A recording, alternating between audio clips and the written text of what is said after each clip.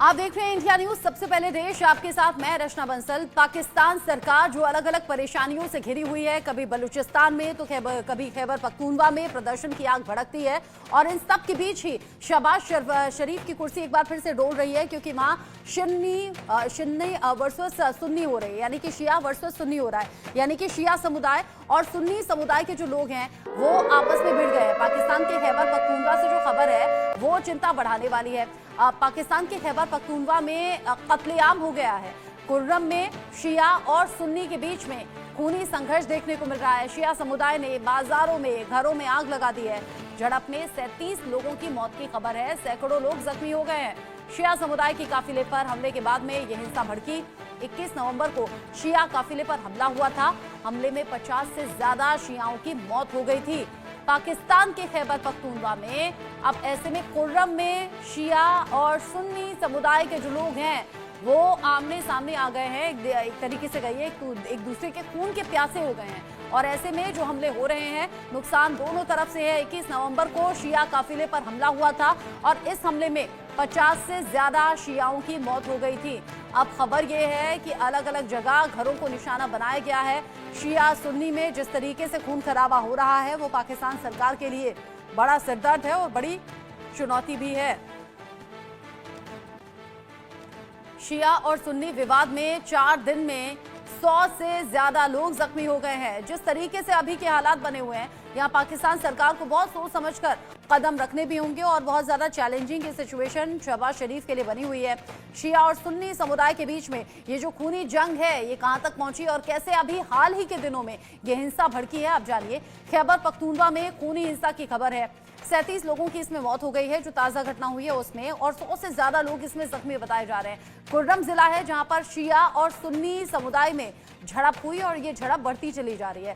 शिया समूह जैना बियुन ने इस पर हमला किया और कई घरों और बाजारों में आग लगाने की खबर है। सरकारी इमारतों को जलाकर खाक कर दिया गया।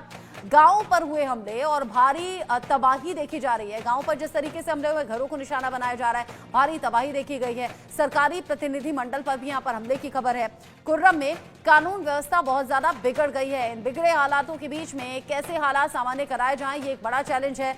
48 घंटे की अगर बात करें तो 100 लोगों की जान अब तक जा चुकी है।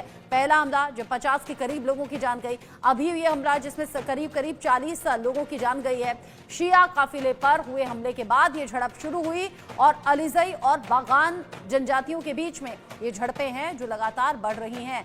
4 दिन के भीतर 100 से ज्यादा लोग जख्मी हो गए हैं। 2 दिन की इन हिंसा की घटनाओं में 100 के करीब लोगों की जान चली गई है। अब इन सबके बीच में मांग भी हो रही है।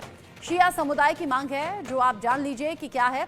यहाँ पारा चिनार क्षेत्र में हिंसा के विरोध में प्रदर्शन हो रहे हैं। शिया समुदाय का हिंसा के विरोध में प्रदर्शन जारी है। ऐसे में पारा चिनार में शियाओं पर हिंसा बंद हो, ये उनकी बेसिक मांग है। सबसे पहली मांग है भोजन, दवाएं और ईंधन मुहैया कराया जाए, ये उनका सीधे कहना है। साथ ही साथ शियाओं ने अफगान सीमा खोलने की भी मांग की है। पारा चिनार हवाई अड्डे को चालू करने की मांग भी शिया समुदाय की तरफ से हो रही है। पारा चिनार से पेशावर तक मुफ्त हवाई सेवा शुरू हो, ये इनकी मांग में से एक मुख्य मांग है। पारा चिनार के लोगों की जायज मांग पूरी करे सरकार, ये सीधे शहबाज शरीफ तक, उनके कानों तक पहुंचाने की कोशिश इस प्रदर्शन में शिया समुदाय के लोग कर रहे हैं। साथ ही अंतर्राष्ट्रीय मानवाधिकार संगठनों से गुहार लगाने की बात भी कह दी है। संयुक्त राष्ट्र से भी मदद की गुहार लगाएंगे, ये उनका कहना है। इन सभी मांगों को लेकर जब प्रदर्शन हो रहे हैं और साथ ही साथ संयुक्त राष्ट्र तक बात पहुंचाने की बात हो रही है, कह रहे हैं शहबाज शरीफ हमारी मांगे माने, सुने और उन्हें पूरा करें। ऐसे में शिया और सुन्नी में झड़प की जो शुरुआत है, ये शुरुआत हुई कैसे, आप जानिए। 21 नवंबर को शिया काफिले पर हमला हुआ।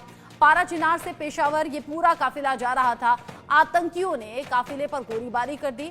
इस हमले में 50 से ज्यादा लोगों की मौत हो गई, बहुत से जख्मी भी हुए। इस हमले में दुख वाली बात यह है कि कई महिलाएं रहीं, कई छोटे बच्चे भी रहे जिनकी जान चली गई। 50 से ज्यादा मौतें हुई, 100 से ज्यादा लोग गंभीर रूप से जख्मी हुए इस आतंकी घटना में।